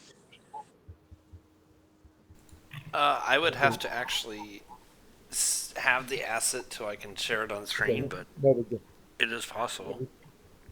I mean, Look, it's something you can. I don't overwhelm. You can. Okay. I can continue to go on. Anyway, so there are things called the PDOs, the Pacific Surface Temperature Data, that has a remarkably consistent pattern over the last century, which kind of allows you to project things into the future. And like I said before, there were some. I told you about the temperature changes from 1900 to 1940, and from 1940 to 1980, and so on till today. But actually the temperatures of the oceans have been very interesting. Till 1940, they were very warm. From 1940 to 1980, they were cool. They were warmer again from 1980 to 2000. Now they're calling it, and this is coming from the IPCC as well. We're in a kind of a cooling trend for the after the El Nino, before like 2000, 2003. After 2008, it's been unusually cool, and the temperatures in the ocean does have a memory, very deep, and they say the effects of that temperature, how it circulates, can go on for hundreds of years. So it's got they call it having a memory. So it's very difficult to really pin anything on the oceans, and if you did, you probably would be arguing against yourself, because actually the oceans have been seen to be a little cooler than usual. And there has not been any increase in storm intensity over the last 20, 30 years. Yes, we had some remarkable weather, and weather is different than climate. Last year we had two, Category 4 hurricanes hit landfall. That's hasn't happened even before. We've had temperature records break. They're always broken. Now, who's to say they're not going to continue to be broken? That does not say or indicate a trend in science. So we're really looking at a science here that's incredibly. In fact, I was talking to one of the PhD professors about this at the University of Washington, Dr. Easterbrook, and he told me, he goes, of all, he's retired, but he's been in the business forever, a geologist and a climate scientist, et cetera. And he said, this is the most complicated science we have. There's nothing we deal with as humans, as far as technology, that incorporates so many dependent variables. And that is the problem. So people latch on a few things, and then you hear about people just cherry picking things. Well, it's very easy to do in the science, because you can pick 3 or 4 things that all correlate, and then suddenly you have a graph where the patterns match, and you say, oh, I've solved the problem. And that's just isn't the way science works. Especially when other people can say, well, I can plot alien sightings with temperature, and look at how accurate that is. So where do what are you really looking for, and how do you correlate this data by getting more of it and make it repeatable? And that's what science is about. So like I said before, if you look at the NOAA versus RSS data, or University Alabama data, where the people actually build the data sets. I mean, they actually read the satellites, take the data, and they make these data sets for which all scientists around the world use it. If you see that data based on the satellite data looks pretty flat, and it's been flat for the last 17 years. In fact, some of them argued that there's a cooling trend. And there's been some adjustments to that data as well, because there's diurnal drift and things with satellites. All sorts of errors in anything you add.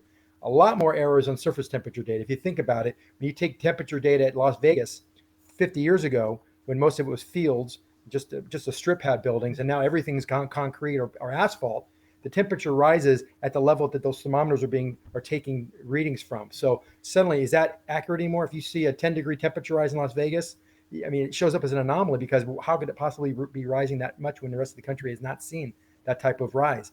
So the temperature data is hugely influenced by human error, as well as the positions of those sensors, and there's not that many of them, and they've been very inaccurate over the last 100 years. Just recently, in the last 50 or so, we have some pretty accurate data, and satellites only been around since the early 80s, so that's another factor. They see a strong correlation with the sun activity. I mean, I've said that before, but we're talking about cosmic rays being needed to seed clouds. That's a known fact of physics and science. When solar rays blow the cosmic rays away, then there's no seeds for the clouds, or as much, and cloud levels drop. The shading is reduced, and temperatures have gone up, and they can see strong correlation of that as well. So it really has. You got to look at. There's so much information out there. You really have to look at some of this to really find out what the correlations are, what the data says, what the temperature patterns are looking at, and it goes for around the Earth, what the ice sheets are doing. We're losing ice on the Arctic. That's no secret. We're gaining ice in Antarctica. These are all things you have to look at, and you got to find out whether man is actually part of this influence. And when you look at the numbers, it doesn't look like man is more than a rounding error in any of it. I mean, that's what I've seen so far. I mean, I'm open to see other data, but in talking to the scientists and looking at the data myself, it just doesn't seem like it's an urgent Not to mention, what can we do about it? That's a whole other topic. That's time. That's time. Okay, awesome. Now we're going to move into kind of a direct conversation between you two. If you have questions for one or the other, we'll do this for 10 minutes, and then that will be a successful debate roulette round one in the can. So who would like to start between you two? I'll go ahead and start since he just finished. Okay. I'll start by talking about your point about the sun's involvement in global warming. That's completely false. We're right now. I understand what you're talking about, and I happen to love astrophysics and astronomy. The solar maximum is basically it would be every 11 years. So we would see if the solar maximum was the actual reasoning for the increased temperature on Earth, then we would see this every 11. Okay, go ahead. I'm sorry. Maybe I misrepresented you, but go ahead. The reasoning is solar events. So when the sunspots are hitting us, massive solar ejections are hitting us. That's blowing away some of the cosmic rays, and that's tied to solar maximum. That's tied to solar maximum. Solar maximums have been tied to distances of the Earth and our polar variance. Not. Hold on. I would beg to differ. Solar maximum is an 11-year solar cycle, and this happens we go between solar minimum, solar maximum, solar minimum every 11 years. And I'm telling you, the output of the sun is less than 1% of 1%. Maybe it might be higher than that. Maybe it's less than 10% of 1%. But that right there would not be enough by itself to increase the Earth's temperature. Now it would indirectly increase if we increase the amount of CO2. Therefore, all that extra 10% of 1% would be trapped, and then at that point, yes, it would have a direct correlation with the increase in rise in temperature. But you would have to increase the CO2 as well. Okay. Let's let him respond. Yes, sir. Yeah, you're confusing solar events with periodic solar power or solar energy. They're not one and the same. What's happening when cosmic rays fall, temperatures rise. That's what they've seen. That's what they correlated. And it's not just the solar maximum. This is actually cosmic rays. So it's a whole different thing. It's not a temperature-based thing. It's not a direct sunlight thing. It is a cosmic ray thing. That when the cosmic rays fall, temperatures rise. When the solar events happen, they blow away cosmic rays and inhibit the ability of the Earth to produce clouds. Okay, and there's go ahead. By the way, there is a really good peer-reviewed paper, Svensky or something from I think he's a Swedish guy. It happened in the early 2000s or maybe early 90s, but it was looked at, and it was definitely a hot topic with most of these scientists. And some people dismissed it, some people looked at it, but it was peer-reviewed and it was very good, and it talks about this in great detail. So they're talking about that being a viable alternative. But the main thing that most of these scientists are talking about these days are the PDOs, are the Pacific decadal oscillations, and they are seemingly tied to these temperature fluctuations. And by the way, as I said earlier, if you go off of the satellite data, the temperatures are not rising. They're actually been kind of flat over the last. Yeah. Well, I'll address that in 1 second.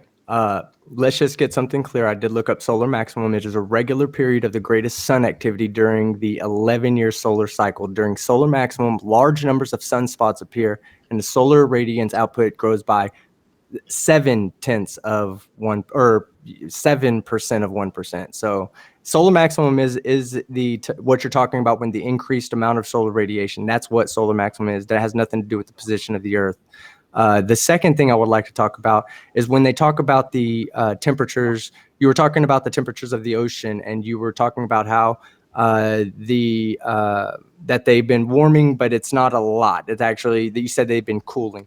Well, the Earth itself is warming. How we know this is that there are more floods inland. Okay, so when the Earth heats, we all know that water temperature, it's mainly due to the surface, to how close it is to the surface of the Earth.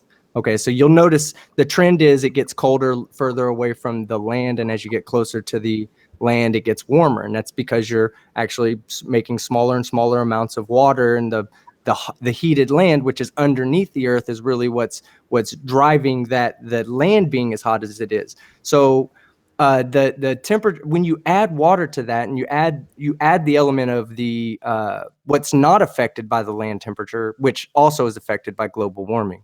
But if you take that away and you go further out into sea, and you get up into the ice caps, and that's when you start melting the ice caps, and the trend is going down. While Antarctica still does put on more ice each year than it did have last year, the amount of ice that it's putting on each year is actually decelerating.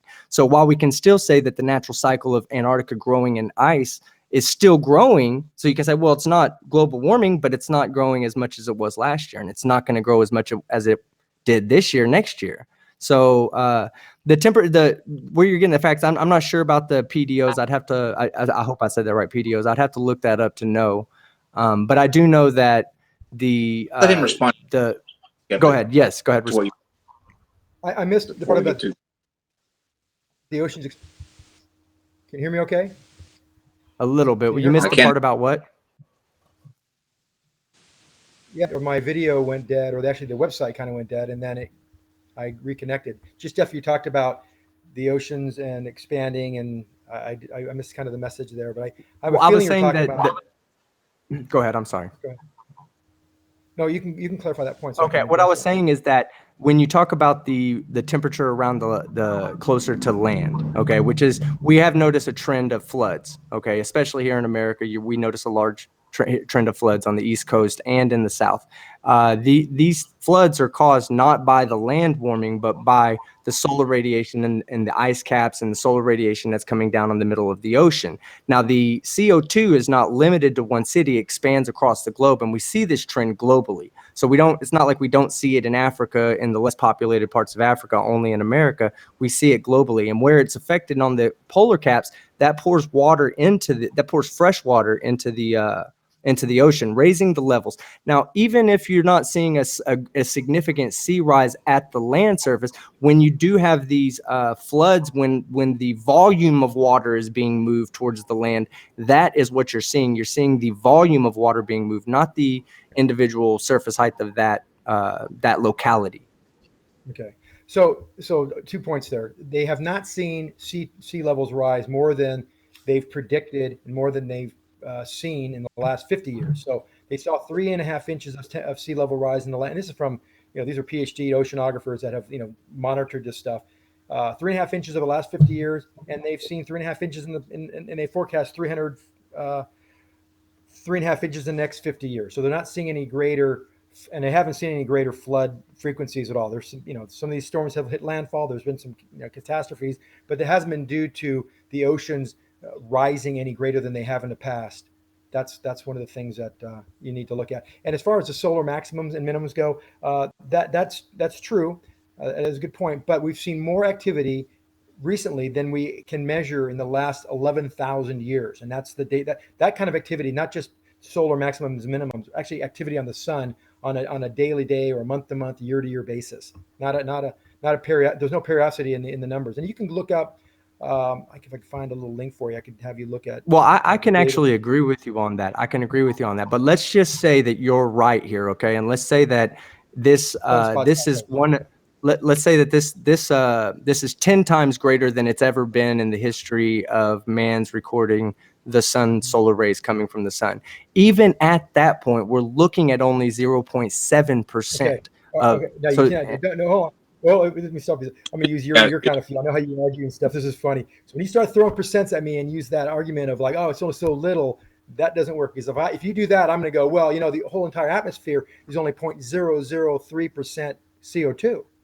It's only changing 0.000.8 or 0.0008%. So it's so little. It's only 3% of the greenhouse gases and only 0.03% of the atmosphere. So how could it possibly do anything? So I would never use that because that's just not a good argument. So you can't use. I'm just saying that I'm saying what scientists are saying about if it was 10 times more than what a solar maximum normally is, then all we would be seeing is an increase of about 0.7% of the solar radiation that's already coming. So maybe so. And so, but here's the thing. So they know, regardless of that, they've correlated the sunspots and the sun activity with cloud formation, with the temperatures. And they're drawing a correlation that hey, maybe the sun activity, no matter regardless how small it is, because we don't know the power of the sun in regards to cosmic rays. I mean, these are some pretty obtuse and very highly scientific elements. We don't know the effects of sun activity on these cosmic rays, which are needed to form clouds. And when the solar rays and solar activity blows away some of these cosmic rays, and we don't have the amount of cloud formation, it inhibits the negative feedback cycle of cloud formation, and they're seeing that with the temperature data. It's starkly Okay, so perfectly one last correlated. point. One You get last the point last I'd like to point. make. One last point Sure. I'd like to make about ozone. Okay, we'll talk about the ozone layer. The ozone layer is responsible for protecting us from the cosmic rays, right? So as the ozone layer is created, it's getting pressed down, or it's getting compressed by the amount of CO2 that's in the air, as well as the ozone has a natural tendency to react with the CO2 that's in the air and making it heavier, falling down onto cities. This is why we have ozone alerts and whatnot in major cities where there's lots of smog, because the ozone is actually heavier than the upper level oxygen, and it falls through the atmosphere, picking up the cleaning our atmosphere for us. Okay, so as this is happening, it's bringing this down, making it more harmful for us on here, as well as occupying the ozone for, having it do something else other than what it's designed to do, or what we need it to do, which is protect our ourselves from the cosmic rays, which is what the ozone layer is Okay. for, best for us. Well, Mm. so the, To, Okay. the We're at time. We're at time. We're at time. Oh, real quick on the Yep. ozone. That was The ozone was, they remember that we had holes in the ozone. That was due to fluorocarbons, and we stopped fluorocarbons. We actually repaired the ozone. It was something we did do. So I can say, man, can do some good and fix the bad they've done. But that was something we actually could measure and see by satellite data, and we fixed it. It wasn't caused by CO2. It was caused by fluorocarbons, and we've changed all our air conditioning systems. All that has contributed to that. Just real quickly, you might be too young Okay. to understand or remember that, but it happened. Okay, I got some it was age. I carbon- sound it was young, but I car- it got was- some age. hold on, guys. Hold on, guys. Yeah, go ahead. I'm sorry. We're pushing hardcore on our time because of the difficulties and stuff. But I got to tell you, for the first episode of this in our preparation to do this as a series coming up, I couldn't be more impressed with both. Yeah, it was amazing. Discussion. You guys, it makes me scared, Steve, for the ones to come. I think that the Oh God, the bar is awfully high. but yeah, you guys did a really good job. It was a civil. Actually, these two random debates that we had tonight, where we took two random people, put them together on a topic that they just knew the what it was tonight. These have gone more civilly than a lot of the actual debates that we've had on our channel. But, That's the I get my next 5 minutes on this particular topic. So I got a few things to address Yeah. with you guys on this particular topic. First of all, what was your name? Zenith? Xanax? Xanax. Okay. Tell me, Mark. I'm old, so I do remember the whole Antarctica that you're talking about. That was actually due to carbon tetrafluoride and carbon tetrachlorides. So the CFCs that were banned, and it did help get rid of that. This is true. Okay, but you have a lot of other conceptual errors that I'm going to have to address here. One, cosmic rays are not the same as solar rays. Cosmic rays come from outside the solar system, and they're primarily made of protons, high energetic protons. Solar rays also have protons and also electrons and other charged particles, but I think you were conflating solar with cosmic, and they're completely different things from different sources. Also, you had said that hang on. And to get us all out, then you can do rebuttal. You said the last 50 years of the sea rise was only around 3 inches. According to what I've researched, it's actually 8 inches from 1880 to 2009. 8 inches is huge, by the way. But the biggest thing I think that I think that you got quite wrong is that you are looking at what's called relative minima and relative maxima in a relationship to CO2 and anthropogenic gases with global warming. In other words, you're saying, okay, from this particular time period, there was not a direct correlation between the gases and the temperature. The problem with that is climate change is, one, not regional, and two, is not over short periods of time. We're talking about the long-term effects. If you look at any single graph out there that has the exponential growth of carbon dioxide over the last century or so, you'll see, if you do a fit, what's called a linear regression or line fit, you'll see that there's a direct correlation. And if you look at the exponential graph, you'll see that it actually correlates extremely well to the amount of temperature from the mean, which was from 0 to about 0.8 C to almost 1 degree. You'll see that it is a perfect fit. So even though there's a time period where it might have decreased or increased, not in direct relation to the CO2, that's completely irrelevant when we're talking about climate change. And you can also look at the other graphs, the heating of the oceans from 1960 to 2018. It's a direct correlation to the concentration of CO2. There's been a doubling of the heat that's been I hate the word say trapped in the ocean because you can't really store heat, but the amount of thermal energy stored in the ocean is doubled over the last couple decades. Now, this is true. There might be other factors. The question is anthropogenic gases the primary source? Most scientists do think it is. However, is there a study out there that has made that absolutely definitive? No, there's not. I asked the same question to Pothole 54 one time. Is there an actual study that has definitive evidence that it is directly primarily caused by anthropogenic gases? He says no. However, the anecdotal evidence is overwhelming, and I do agree with him. I think that is primary. If there are secondary sources such as solar, and by the way, there's 11-year cycle, there's also 100-year cycle, there's also other long-term cycles of solar. That's fine too. There's a lot of factors that go into climate change. But here's my biggest takeaway from this. I'm a pragmatist. The pragmatist looks at a situation and says, if the hypothesis is right, how does it affect me? If it's wrong, how does it affect me? If it is wrong that it's not humans, it's not going to affect me. But if it's right that it's humans, it's going to have a major effect. I think that we should err on the side of caution and assume for all practical purposes that humans are the leading cause and take appropriate actions now, because it's in the long term is going to have an effect. And if we wait too long and find out later that it actually is. So from a practicality standpoint, from a pragmatism standpoint, I think it's better to at least acknowledge that it is a high potential that humans are causing climate change and take the appropriate actions now. I'll leave you guys with that. Okay. So I wanted to interject because I don't have a very good memory when it comes to the 3 or 4 data points. Yes, I might have conflated cosmic rays and solar rays. Yes, solar rays are what blowing away the cosmic rays. Cosmic rays are needed to form clouds. So I think I corrected it a couple of times, but I might have spun it together because I was speaking too quickly and thinking too quickly during the presentation. So I apologize for that. Yeah, I mean, you kind of got thrown What's into that? it.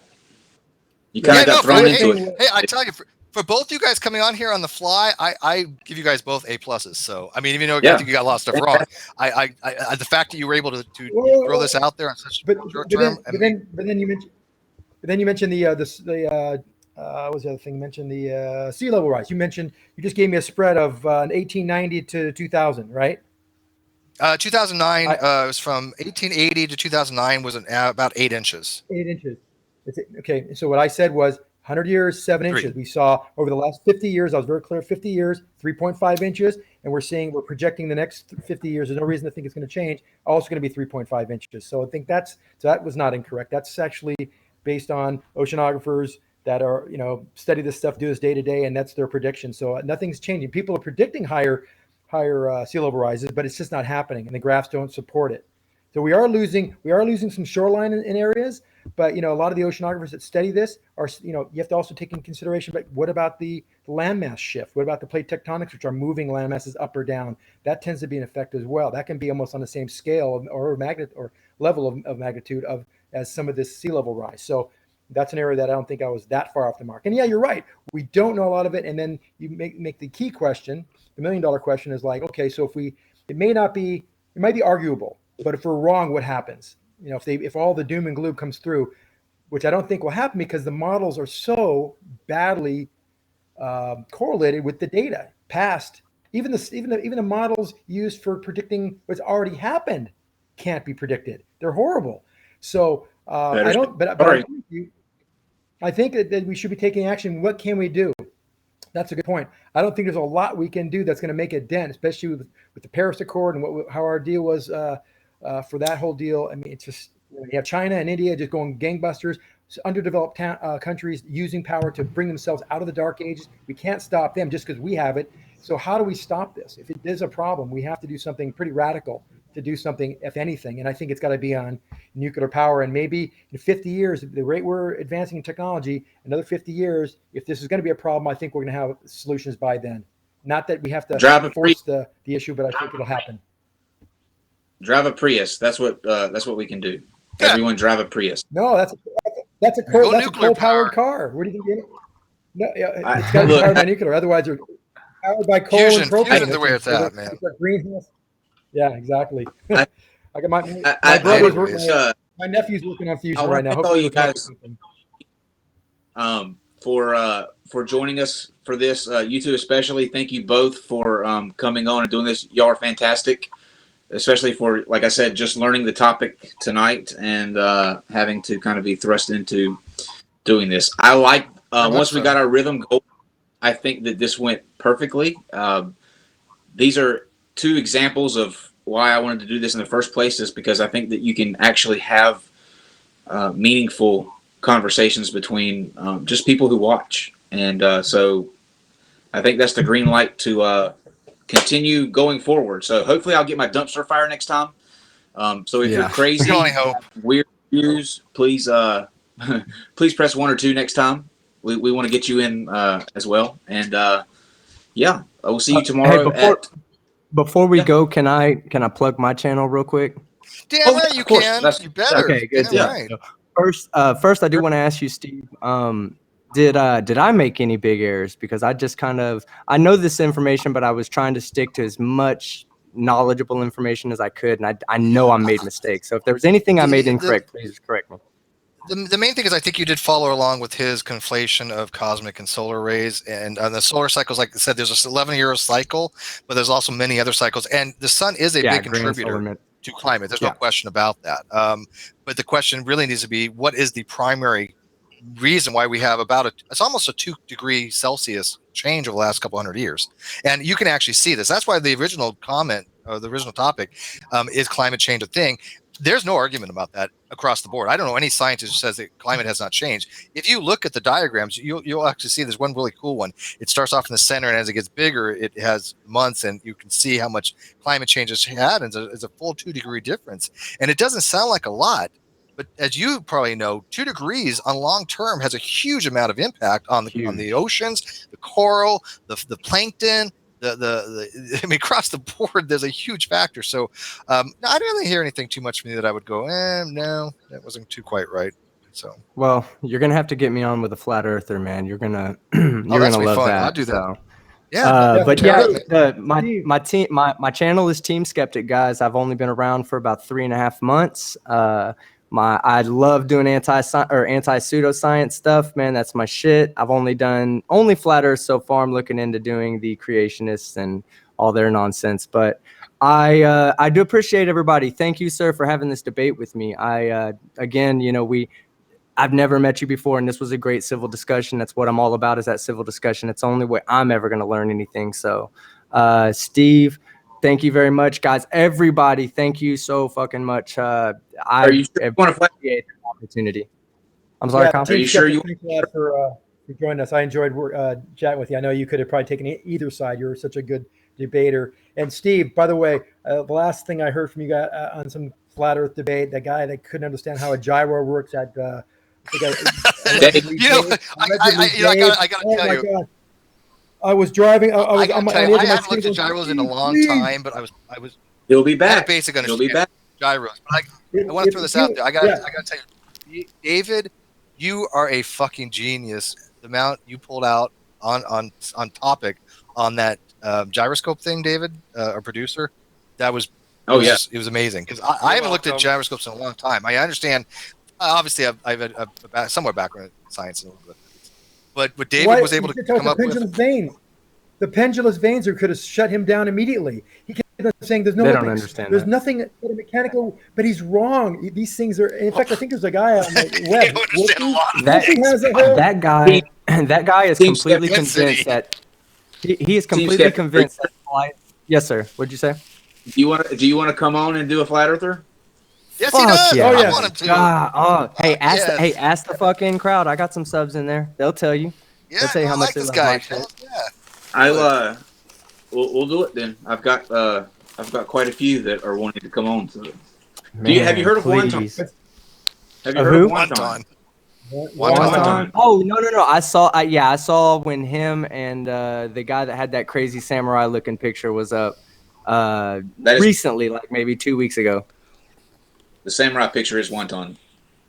Oh well, no. Okay, well, yeah, whatever. Is that the one that has that weird like voice? Like that That's one guy, of the them. one sounds like he's. I'll give me him. Give me him. I Okay. just We'll give get it to you me. him, or I'll tell you what, we can also get you either somebody like Spurs Machismo, or part-time vegan, Or Debbie. Nathaniel. Oh God, excuse me, no! Hey, I'll No. lose it. I'll lose it with Debbie. Well, Don't do no. that. Don't But put Steve- Debbie on this channel again, Steve. please. Nathan Steve, Oakley. please. Coming back in June. Hey, Steve, do me a favor. Steve, do me a favor. Just remember pendulous veins and study them. Learn how they work. When that gyro thing comes up, you can knock that out of the friggin' water. Right? Doesn't matter if Well, the that's why plane's when Dave flying up. mentioned it, it was like, right? oh, that's Doesn't awesome. matter.